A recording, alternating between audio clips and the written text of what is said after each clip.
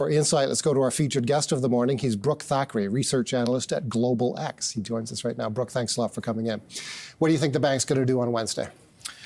Well, as you mentioned, there's an 83% probability that they're going to cut. I think I'm not totally sure that they're going to cut. I think they may indicate very strongly, that's my personal belief, that they will in the next meeting.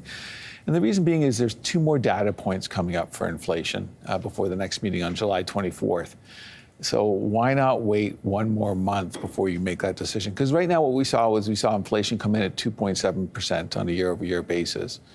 But a year ago, we were at 2.8%. We can't really say we've gone up and down since then. Mm-hmm. You can't really say we've seen a downward trend for inflation. We've seen a flat trend and one number that's ticked down. So why not wait a little bit longer and wait for that to go down? But I do think they'll still pause at this point with a strong indication that they'll cut later. And later being July 24th, the following meeting? July being 24th, yeah. Right. Let's take a look at a board here that sums up where we sit right now. The bank makes its announcement on Wednesday.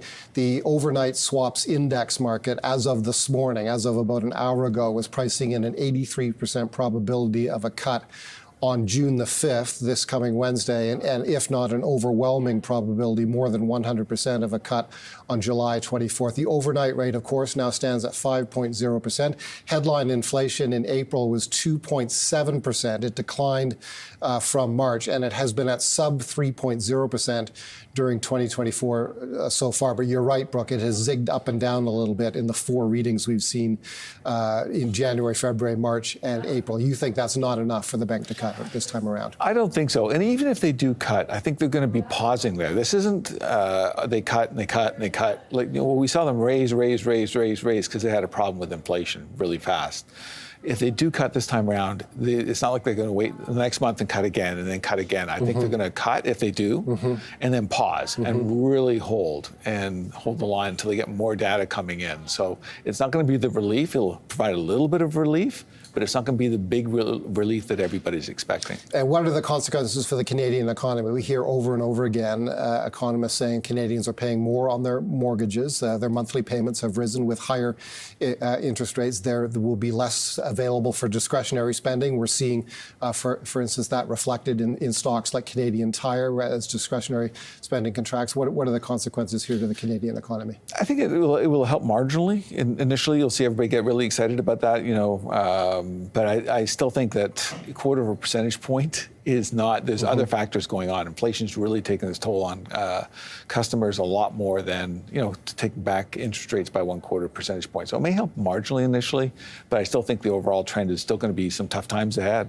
What's your view of the Canadian dollar? The big dynamic affecting the exchange rate is the expectation that the Bank of Canada will cut many months before the U.S. Fed does in the United States. There's a look at the dollar right now. We're trading at 73.33 cents U.S. Yeah, I think the Canadian dollar could be in a little bit of trouble here. I mean, one of the things that trades off is the price of oil, but the other factor is that I look at is the spread between the 2-year yield between Canada and the U.S. But if we do see the Bank of Canada really starting to become very dovish here, and the Federal Reserve in the States holding back, I think the Canadian dollar could be in for a little bit of weakness longer term, particularly if we go through the cycle. I mean, maybe the Federal Reserve in the States doesn't cut at all this year. That was my next question. How likely do you think that is? When this year began, stock markets in particular, were optimistic that the Fed would cut in or shortly after the first quarter of 2024. That obviously hasn't happened, and now we're getting this discussion about perhaps 2024 comes to a close without a Fed cut. It's possible. So the last meeting, what we saw was the Federal Reserve taper its quantitative tightening program, which is basically loosening up monetary policy itself and adding some liquidity in the markets. So they still could do that a little bit more. I think that they won't be cutting for quite a while. I think perhaps that we may see a cut towards the end of the year in November or December. Particularly once we get past the election. Sometimes, a lot of investors believe that the Federal Reserve will try and avoid making cuts around the election, and I think they probably do on the margin. If they have to, I think they would act. But I don't see a cut really coming until perhaps November, December for the Federal Reserve. That's Brooke